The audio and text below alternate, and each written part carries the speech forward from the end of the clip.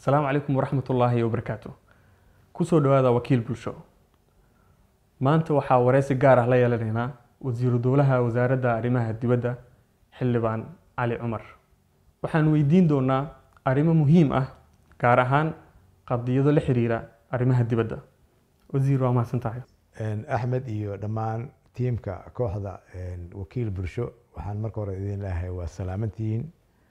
tan kale waxaan idinku bogaadinayaa idinkugu hambalyeynaya howlaha aad u haysaan ummadda Soomaaliyeed idinkoo dhalinyaro ah inaad mataqaanaa aad u istaagtaan sidii ummadda aad u wacyigelin lahaydeen u gaarsiin lahaydeen mataqaanaa wacyigooda sidii kor loogu qaadi lahaa. marka waxaan idin leeyahay hambalyo hawsha aad wadaan dadaalka aad wadaan waa idin soo dhaweynaya. waa mahadsantihiin. waa mahadsantahay wasiir. wareysiga waxaan u kala qaadi doonaa dhowr qaybood. waxaan ku hormari doonaa arrimaha siyaasadda dibadda iyo xiriirka caalamka. balse marka hore waxaan rabaa inaan ku weydiiyo waxaa laga joogaa markii tan iyo markii xilka aad la wareegtay muddo 1 sano iyo 2 bilood si guud maxaa idin qabsoomay? guud ahaan dowladnimadu waa horta qor isku dhiib. dabcan wasaaradda arrimaha dibadda waxay ahayd wasaaraddii ugu horeysay ee dowladda Soomaaliyeed ay yeelato sanadkii 1960kii. bilankan aan joogno wuxuu ka mid yahay bilamada ugu qurxoon ee magaalada ku yaala. waxaad dareemi kartaa ahmiyadda ay dowladihii Soomaaliyeed ee ka horeeyay dowladdan ay soo siiyeen dhismaha hay-addan wasaaradda arrimaha dibadda. wasaaradda arrimaha dibadda waa wejigii waa albaabkii laga soo gelayay dalka Soomaaliya. waa muraayadii laga daawanayay mataqaanaa Soomaalida sida ay u taalo. marka waa wasaarad aad iyo aad muhiim u ah. waana ku faraxsanahay inaan maanta ka ahay wasiir dowlad xilliga hadda la joogo. dabcan dunidu waa maalinta ku xigta way sii yaraanaysaa oo dadku waa isku soo dhawaanayaan. marka ahmiyad gaar ayay leedahay in caalamka aan la saan qaadno oo meesha caalamka u socdo ha ahaadeen goboleysi ha ahaadeen bilateralis ha ahaadeen waxa loo yaqaano ururada waaweyn caalamiga inaan ka dhex muuqano. annagu ka duuleyno higsigii madaxweyne xasan sheekh ee ahaa Soomaali heshiis ah dunida heshiis la ah waxaan ku dadaalnay sidii Soomaaliya ay u noqon lahayd wadan adduunka ula macaamila si wadajir ah oo aan yarayno khilaafaadka iyo cadaawad dibadda nooga timaado. erey waxaa jira uu isticmaalo madaxweynaha oo ah mataqaana zero enemy outside. waxaan ku dadaalnay inaan wax cadowtinimo ah aanan dibadda ku yeelan. kuwii horay si uu noo diidanaa ama wax naga dhexeeyeenna aan u raadino si ayagana aan u hagaajino xiriirka aan la leenahay. marka guud ahaan waxaan aad u aaminsanahay muddadii yareed oo aan joognay in aan soo gaarsiinay mataqaanaa ii sheeg caalamka in Soomaaliya ay si dhab ah oo la macaamisho. waxaa tusaale kugu filan in madaxweynuhu maalin horena uu joogay Brussels, shalayna uu joogay Ankara, maantana uu tegi doono Dubai. marka waad dareemi kartaa in madaxweyne dal uu 3 dal wadano saa u kala waaweyn uu 3 maalin gudahood isku soo maro. taasna waxay ka timid howlaha ay wasaaraddan qabato. aad iyo aad wasiir sidaan ka warhayno dowladda Soomaaliya waxay safaarado ku leedahay adduunka waxayna ku dhow yihiin 50 ku dhawaad. safaarad kastana waxaa ka shaqeeya dad aad u tiro badan. dowladda Soomaaliya waxay ka cabanaysaa dhaqaale yari inay jirto. maxaa idinkaga qorsheysan ka wasaarad ahaan in looga faa'iideysto in dhaqaalaha dalka la beeqaamiyo? Soomaaliya waxaa dibadda uga furan 45 safaaradood iyo 2 ergo 47. guud ahaan dadka safaaradaas jooga dad u shaqeeya dowladda Soomaaliyeed ayna tahay mataqaanaa in dowladda Soomaaliyeed ay daboosho baahiyooda.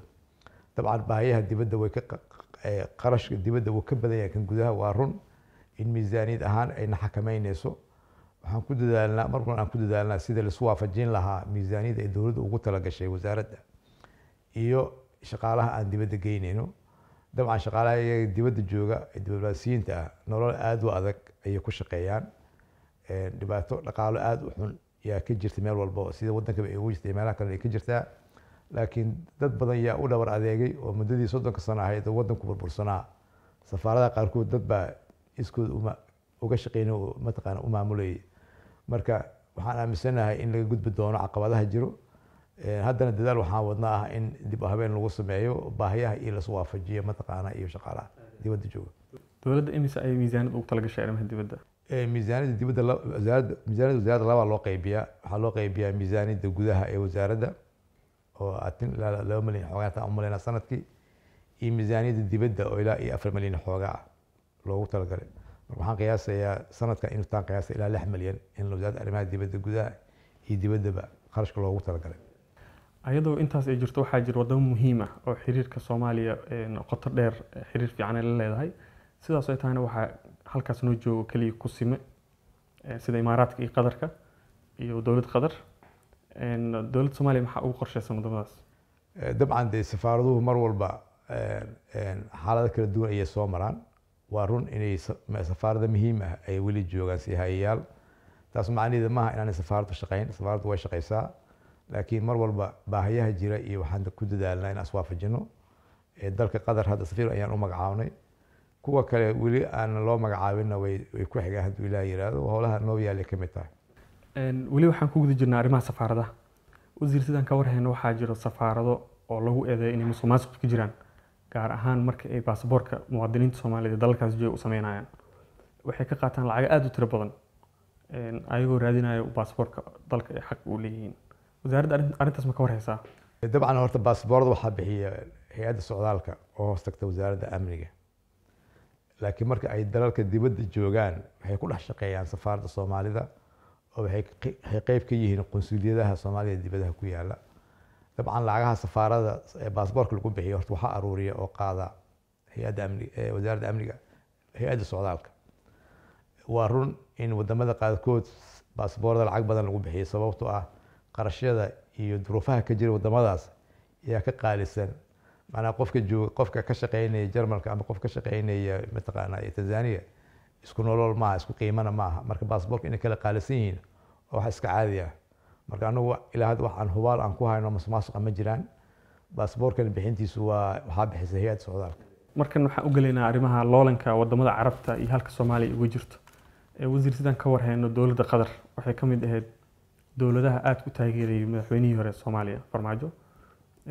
madaxweynaha haatan xilka hayo xilligaas wuxuu ahaa mucaarad waxayna mucaarad ku eedeynayeen dowladda Qatar in ay arrimaha doorashada Qatar fargelinayso hadda iyo xiriirka kala dhexeeya dowladda Soomaaliya iyo Qatar waa sidee aniga horta ma arag meel madaxweynihii hadda jooga uu ku yiri hadal noocaas oo fargelin uu Qatar ku eedeeyay maan arkin laakiin haddii goorba adduunyada tartan guud baa ka jira gaar ahaan xilliyadii aan soo dhaafnay oo wadamada qaliishku ay haysteen waa run in wadamada qaliishku ay siyaabo kala duwan ay Soomaaliya oo la macaamilayeen laakiin anagu markaan nimid waxaan ku dadaalnay in wixii hore laga gudbo oo xiriirka dalalkaas oo dhan aan xiriir fiican la wada yeelano madaxweynuhu iyo prime ministerku way booqdeen dalka Qatar madaxweynuhu wuu booqday dalka Imaaraadka iminka dalka Sacuudiga wuu booqan doonaa muddo 10 bil gudahooda ah marka anagu dadaalka aan ku jirnaa wuxuu yahay in dalalka adduunka oo dhan aan saaxiib la noqono cidina diidda mooye inta kale aan la saaxiibno dal kalena aan dal kale dartiis aanan u macaaridin ama aanan ula culoobin inta badan isqabqabsiga ka dhexeeya dowladaha Carabta Soomaaliya waxa ay sheegtaa mar walba inay dhexdhexaad ka tahay sidaan ka warhayno dowladda Soomaaliya waxay safiir u dirtay Qatar Imaaraadkan ma aysan u dirin marka dowladda Soomaaliya dhexdhexaad ay ka tahay arrinta mise hal dhinac la safatay ma diritaanka safiirka iyo la safashadu wax la isku hagaajin kara ma aha dabcan dowladdu baahiyaheeda iyo ay qabaan safaaradeeda ayadaa og marka baahiyaha ka jiray safaaradda Qatar yaa safiir degdeg ah loogu diray tan Imaaraadkana waa loo diri doonaa mar dhow Ilaahay yiraahdo marka laguma cabiri karo xiriirka dalka in safiir loo diri inaan loo dirin waxaan ka warhaynaa dowladda Puntland mar inay taageertay bahaysiga Imaaraadka iyo Sacuudiga halka dowladda Soomaaliya ay ka ahayd dhexdhexaad marka ma la dhihi karaa dowladda Soomaaliya inaysan u bisleen inay dowladaha dagaalka iskula jira inay dhexdhexaad ka noqoto ama siyaasadooda ka dhex arkaan horta maamul goboleedyadu meel ay ku yeesheen sovereignty ay ku taageeraan dal ajnabi ah dee adduunyada meel ay kaga qoran tahay ma jirto maamul goboleedyadu waxay ka mid yihiin dowladda Soomaaliyeed ayuuna dastuurku siinayaa in iyadu ay mas'uul ka tahay xiriirka dibadda ah marka maamul goboleed baa taageeray waddan ajnabi ah oo ama waddan ajnabi la saftay waxaan filayaa inay tahay wax ku qaldan mataqaan diblomaasiyadda waa mahadsantahay halkaas waxaan u gudbaynaa arrimaha loolanka wadamada Carbeed ee Soomaaliya saameynta ay ku lahaayeen waxaan halkan haatan galaynaa arrimaha wada hadallada Al-Shabaab sidaan ka warhayno madaxweyne xasan sheekh maxamuud markii la doortay waxa uu yimid xilli wada hadallada arrimaha shabaabka lala galayo ay aada u sareysay.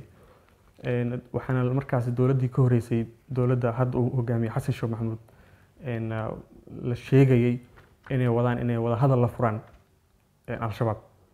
haatan dowladda maxay ka aaminsan tahay al-shabaab? marka hore dowladuhu xil bay isku wareejiyaan. anagu dee xilkiina lagu wareejiyey kuma aanay jirin wada hadal shabaab lala lahaa. dabcan suuq waa ka maqlayne, laakiin si dowladnimo ah xil wada hadal la socday oo lagu wareejiyey ma jirin.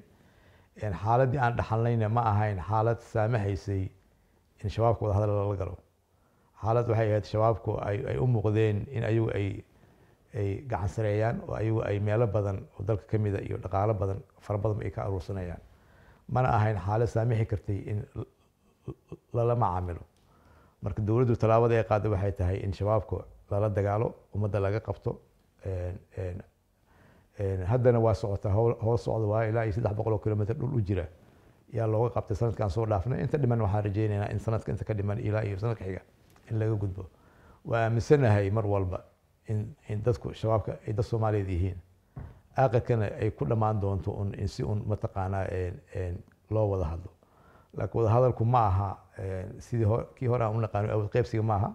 waa wada hadal ku saleysan sidii loo cafin lahaa, amnis loogu sameyn lahaa, sida dib loogu mataqaan loogu soo celin lahaa bulshada. haddaba qaar badan kamid way soo dhiibeen oo howlaas way socdaan. marka anigu waan aan hore ula socday ma jirin, hadda mid socotana ma jirto. waxaa jira wadamo koox sameysmeen oo ay ku jiraan ingiriiska, mareykanka, qatar iyo imaaraadka. soomaaliya inay qayb ka tahay. kooxaysigana weli zaaid looma shaacin. muxuu yahay ujeedada ka dambeysa? kooxdan waxaa loo yaqaanaa Quintet, oo macnaheedu ay tahay dalalkii shanta ahaa. waa 5 dal oo ugu roon dalalka Soomaaliya ka kaalmeeya dhinaca amniga. waa Mareykanka, Ingiriiska iyo Turkiga. waxaa soo raaca Qatar iyo Imaaraadka. waa 5 dal oo ugu mataqaanaa buuran marka loo fiirsho kaalmada loo fidiyo amniga Soomaaliya. shirarkii ugu waxaa lagu qabtay Ingiriiska, waxaa ku xigay mid lagu qabtay Washington iyo Doha. kii hadda u dambeeyay lagu qabtay 2 usbuuc kor ka dhacayna magaalada Ankara ayaan kaga qayb galnay. ujeedada kulamadaas waxay yihiin in 5daas dal kaalmada ay Soomaaliya siiyaan la iswaafajiyo oo aanay dhicin in wax isku nooc ay wada keenaan ama wax loo baahna aan la keenin. kulan walbo aan tagno waxaan geynaa baahida ay dowladda Soomaalidu leedahay oo aan qabno ayaan u bandhignaa. ayaguna kadib waxay ka doodaan baahidaas sidii loo dabooli lahaa, iyadoo qolo kastaba qaybta kaga habboon ay qaadan karto ay qaataan. marka dalalkaasi waxaan heshiis kula nahay inay si wadajir anoo kaalmeeyaan. waxaan aragnay war-saxaafadeed iyo ay soo bandhigeen wadamadaas. waxayna mar walba sheegaan shir kasta markuu u dhaco inay Soomaaliya ay taageerayaan. miyaysan hore u taageeraynin oo markaas hadday bilaabanaysaa taageerada? taageeradu markay tahay bilateral ama waxaa loo yaqaano laba geesoodka loo yaqaano, iyo markay tahay talo inta wadamo badan ay ka tashteen ay yiraahdeen si wadajir aan u kaalmeyn way kala duwan tahay. marka shirarkaas waxaa looga hadlo oo lagu qoro war-saxaafadeedka wuxuu waaye in si wadajir ah ay noo kaalmeynayaan, in si wadajir ah meelaha qaarkood for example qaadista cunaqabateynta oo kale ay si wadajir nooga kaalmeynayaan, dhismaha ciidamada oo kale in si wadajir ay nooga kaalmeynayaan, iyadoo hadba qolo kastaba la aadinayo meesha ay ku habboon tahay. wadamada dariska kama muuqdaan liiskan ku jirto Kenya, Ethiopia. waxayna qayb ka yihiin wadamada dowladda Soomaaliya ka taageero markii dagaalka iyo garab istaag markii la dhaho. arrintaasi kuma ahan wadamadaas Soomaaliya wadamo badan iyo la macaamishaa. wadamo walba si gaar ah iyo la macaamishaa. wadamadan ciidamadu dalka Soomaaliya ka joogaan forum lagula macaamilaa jira oo la yiraahdo TCC, oo macnaheedu ay tahay wadamada ciidamada contribute gareeya Soomaaliya ama troop contributing countries. 4 bilood ka hor waxaa shir ka dhacay magaalada Kampala oo madaxweynuhu ka qayb galay oo ay ka qayb galeen madaxda dalalkaas. mar dhowna mid baa ka dhici doona mataqaana Djibouti. marka wadamadaas ayagana si kale oo la macaamilnaa. marka waxaa kala duwan kaalmooyinka ay bixiyaan iyo sida loola macaamilayaa kala duwan. marka hadba wadamadaas sida iyadoo kale si gaar ah oo la macaamilnaa. macnaheedu maaha haddaan mid la macaamilno inaan kuwa kale aan la macaamil, macnaheedu maaha. laakiin hadba sida meeshay ku habboon tahay yaan kala macaamilnaa. kooxdaas wadamada in la badiyo qorshihiina ma ku jiraa mise intaas kaliya rabtiin inaa ku ekeysaan ilaa iyo hadda go-aanka aan gaarin waxay tahay in shantaas lagu hayo dabcan shirka xiga waxaa lagu qaban doonaa imaaraadka kan kusii xigan waxaa lagu qaban doonaa xamar kadib waa laga yaabaa inaan dib u fiirino hadday baahi jirto dib waxaan rabaa in halkan uga baxno arrimahaas aan galno dagaalka Falastiin Israa'iil iyo Soomaaliya halka ay ka joogto qadiyadaas Israa'iil Soomaaliya ma aqoonsano Israa'iil muddooyinka ugu dambeysay waxay isku dayeysay inay wadamada aan xiriirka la lahayn inay xiriirkeeda wanaajiso oo wadamo badan ay la xiriirtay oo kulamo ay la yeelatay Soomaaliya ma la soo xiriirtay Israa'iil anagu wax xiriir oo toos ah maan arkin waa meelaha waxyaabo ku qoran waa arkay laakiin wax anaga si dhab ah noola soo xiriiri ma jiraan dee anagu dalalka carabtan la mowqifnahay dalalka islaamka la mowqifnahay iyo dalalka afrika intaba waxay aaminsan yihiin in dalka waxaa loo yaqaano two-state solution loo yaqaano in Falastiin ay hesho dal u gaara oo bariga Qudusna ay tahay caasimadeeda marka waxaan aaminsanahay in qadiyadda Falastiin ay tahay qadiyad caalami ah ay tahay qadiyad carabeed oo anaga carabtaan ka mid nahay ay tahay qadiyad islaamiya aan ka mid nahay marka intaas ururadaas ayaan la qabnaa baaqa loo jeedinayo in xabadda la joojiyo lala gaaro mataqaanaa waxyaabaha loo yaqaano gargaarka bini'aadamka lala gaaro burburka badan ee halkaas ka dhacayna mataqaanaa uu halkaas ku istaago waana aaminsanahay in Falastiin ay xaq u leedahay inay hesho waddan ayada u gaara waxaa la sheegayay inay jiraan hogaamiyaal Soomaaliyeed oo ka qayb galay shirar ay hogaaminayso Israa'iil arrintaas ma ka wareysaan ma jirtaa kulamo ay si dad private ah oo Soomaali uga qayb galeen waa ku arkay joornaalada laakiin qof Soomaali dowladda Soomaali matalaya kuna oo ka qayb galay ma jiro qadiyadda Falastiin waa qadiyad taagan oo runtii adduunka aad uga hadlayo Soomaali ahaan sidee loo xallin karaa arrintaas idin la tahay anagu waxaan aaminsanahay in Falastiin ay hesho dhul u gaara sidoo ku xusan go-aankii qaramada midoobay ee 1967 inuu yahay umaleynaa 224 inuu yahay umaleynayaa oo dhahayay in daanta galbeed iyo Gaza iyo qayb ka mid ah Jerusalem ay noqdaan dalka Falastiin noqdaan Falastiin ay caasimadeeda noqoto mataqaanaa qaybta bari ee magaalada Jerusalem ayna noqoto dowlad madax bannaan oo iyada awood u leh inay is xukunto taas ayaan aaminsanahay inuu halka ku jiro intaanan soo gabagabeynin wareysiga waxaan rabaa inaan su-aal ka duwan arrintaas ku weydiiyo oo ku saabsan geeska Afrika dowladda Ethiopia ra'iisul wasaare Ethiopia Abiy Ahmed wuxuu khudbad uu ka jeediyey dalka Ethiopia ku cadeeyay sheegay in uu doonayo in Ethiopia ay hesho bad adiga ka mid ahaa dowladda Soomaaliya u hadlay arrintaasi sidee u aragtaa dowladda Soomaaliya horta guud ahaan dee adduunyada xeerar caalami ah jira oo wadamada loo yaqaan landlocked ama wadamada aan badaha lahayn in ilaa xad ay xaq u leeyihiin in mataqaanaa badaha wadamada kale badaha leh ay isticmaalaan laakiin ayagoo u isticmaalaya si heshiis oo laisla ogol yahay anigu taas diyaar baan u nahay abiyana waxaan filayaa barnaamijka abiye shalay wuu hadlay madarad wuu hadlay wuu clarify gareeyay positionkiisa wuxuuna clarify gareeyay inuu diyaar u yahay wadahadallo iyo mataqaanaa si nabad ah in laga heshiiyo Ethiopia 100 sano ka badan iyo isticmaalaysay dekada Djibouti waxay isticmaalaysay dekada Mombasa marka wax diidaya ma laha in dekada Xamar iyo Kismaayo iyo Berbere iyo Boosaaso ay sidaas oo kale u isticmaasho laakiin waa si la ogol yahay oo aan taabanaynin waxa loo yaqaan waxyaabaha masiiriga ee lahaanshaha aan taabanaynin laakiin ka ganacsi ay tahay marka ganacsi waa ogolnahay annaga dan noogu jirtaa shaqo abuur iyo mataqaanaa nooga imaan doonaa markan waxaan gelinaynaa arrimaha Somaliland Somaliland sidaan ka warhayno waxaa jira wadamo gobol ka tirsan oo xiriir toos ah leh qaarna safiiro soo magacaabay Soomaaliya halkee ka taagan tahay Somaliland aniga ma filayo inuu jiro wadan xiriir toos leh dhammaantoodu waxaa heshiis ay la galeen dowladda Soomaaliyeed yaa u fasaxday inay qonsuliyad ka furtaan ii sheegay mataqaanaa magaalada Hargeysa magaalada Garowe Baydhabo Kismaayo qaar la mid ah hadda xukuumaddii u dambeysay intuu wasiirku ahaa wasiir Cawad iyo u ogolaaday dowladda Kenya inay qonsuliyad ka furto magaalada Hargeysa iyo Garowe iyo Kismaayo iyo Baydhabo waa heshiis Soomaali ay gashay anigu waa dhaxalnay marka heshiiskaas inaan qayb ka noqon u fulin yaan ku qasbannahay marka safiir soo magacaaba ma jiro waa qonsuliyado ama waa xafiisyo loo yaqaano xafiisyada u adeega farsaamada Kenya oo kale dad badan ayaa ka jooga magaalada Hargeysa oo shaqaale ah marka xafiiskaas wuxuu u adeegaa danaha dadka Kenyaatiga ee meesha jooga marka waa qonsuliyad maaha safaarad ma safiir jira malaha waan ka badan yahay wadamo kale oo Ingiriiska jiro Turkiga jiro Denmark jiro maaha dariska kaliya maaha waana qunsuliyad waana loo ogolyahay shuruucda caalamigan u ogol. dowladda Soomaaliya waxay dhawaan taageertay mowqifka SSC Khaatumo. Somaliland way ka hadashay arrintaas ayadoo cambaareynayso. Soo lama dhihi karo waa sii fogeyseenba xiriirka. ما صار ما ليه كرو طبعا أرنتا قام بيجارين odayaashii joogay magaaladaas caanood go'aan bay soo saareen dowladda Soomaaliyeed waxay soo dhaweysay go'aankaas marka in anagu dadka mas'uuliyadda naga saartay ay ka mid yihiin dadka degan caanood iyo SCC marka waa ku mar walba maajoodkana saar inaan gudanayo qayb ka tahay in Soomaaliyeed meel walba ay joogto inaan wixii dadku isla ogol yihiin inaan taageerno. markan waxaan gelaynaa mowduucii ugu dambeeyay oo isriiriixa quwadaha waaweyn ee Soomaaliya iyo halka ay ka joogto. dhawaan khudbadii ra'iisul wasaaraha uu ka jeediyay qaramada midoobay waxaa laga dareemayay in uu la saftay arrimaha bariga iyo dowladaha bariga oo cambaariyay arrimaha dowladaha kale ee waaweyn. Soo lama dhihi karo dowladda Soomaaliya waxay la saftay bariga.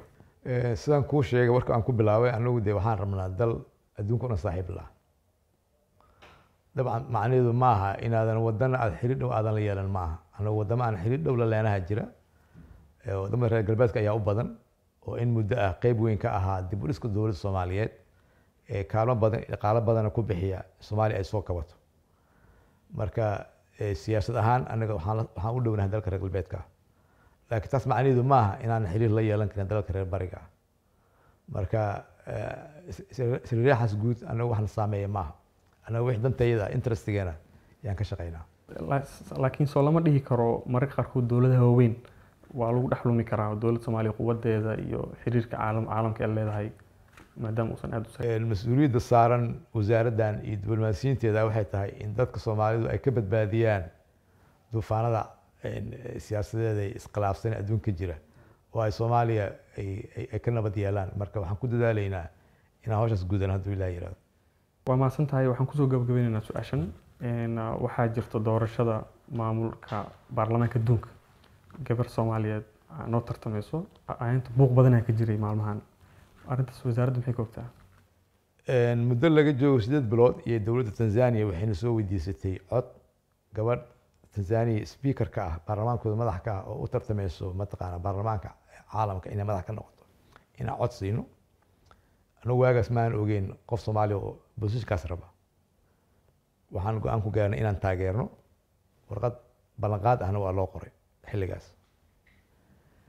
waxaa xigtay anagu waxaan danaynaynaa inaan ka mid noqono wadamada ku jira golaha amniga ee aan joogtada ahayn sanadaha 2025 iyo 2026 waxaan nagula tartamayay dabcan anaga waxaan ka tirsanaa bariga Afrika iyo koonfurta Afrika kursigaas waxaa hadda ku fadhiya ii sheegay dalka Mozambique awalna waxaan ku fadhiya dalka Kenya waxaan rabnaa inaan ka bedelno dalka Mozambique 2025 kursigaas waxaa u tartamayay uu soo istaagay dalalka Tanzania iyo Mauritius warqad ayaan u qornay dalka Tanzania aan kaga codsanay inay noo tanaasulaan prime ministerkan wuxuu tegay 2 bilood ka hor sidoo kale ayuu asna ka codsaday inay noo tanaasulaan warqad bayna soo qoreen oo ay noogu tanaasuleen sidoo kale inta dalka Tanzania waxaa naga dhaxeeyay waxay xubin ka tahay dalalka East Africa waliba xarunta East Africa waxay ku taalaa magaalada Arusha oo dalka Tanzania kamid ah ayadana waxaan ka codsanay inay nagu taageeraan marka Tanzania waxay naga ballan qaaday taageero kursiga mataqaana ee sheegay bariga Afrika iyo inay noogu tanaasusho mataqaana kursiga qaramada midoobay anagana waxaan ka ballan qaadnay inaan siinayno codkeena baarlamaanada adduunka marka intaas oo dhan markay dhacayeen dabcan dowladda xukuumadda waa dowlad wada socoteeda waa wada ogeyd nasiib darro bilihii u dambeeyey 2 bilood ama bil ka hor yaa waxaa soo baxday in gabar Soomaaliyeed oo rabtay inay u tartanto kursigaas dee anaga waxaan u sheegnay oo aan u gudbinay baarlamaanka u gudbinay in kursigaas aan horay dowlad ahaan aan uga ballan qaadnay inaan codkeena siinaan dalka Tanzania wadamaduna inay ilaaliyaan ballanqaadyadooda iyo credibility-gooda ayaa ku jirtaa taas ayaa danta guud ayaa anaga fiirinayn danta guudna waxay ku jirtaa in Soomaaliya ay kursigaasi golaha amniga hesho iyo inay ka mid noqoto bariga Afrika. gabadhaas waxay ka tirsan tahay baarlamaanka Soomaaliya muwaadin Soomaaliyeed waaye xaqeen u leedahay inay tartanto marka gabadhaas xaqeeda maxaa sidee lagu xalin doonaa. danta qaranka ayaa ka muhiimsan danta shakhsiga ah danta qaranka waxay ku jirtaa in Soomaaliya ay ka mid noqoto qaramada midoobay ee golaha amniga ayna xubin ka noqoto mataqaana ii sheegay suuqa bartamaha Afrika. kaasi wuxuu ahaa wasiiru dowlaha wasaaradda arrimaha dibadda xildhibaan cali cumar oo aan halkan wareysi kula yeelanay.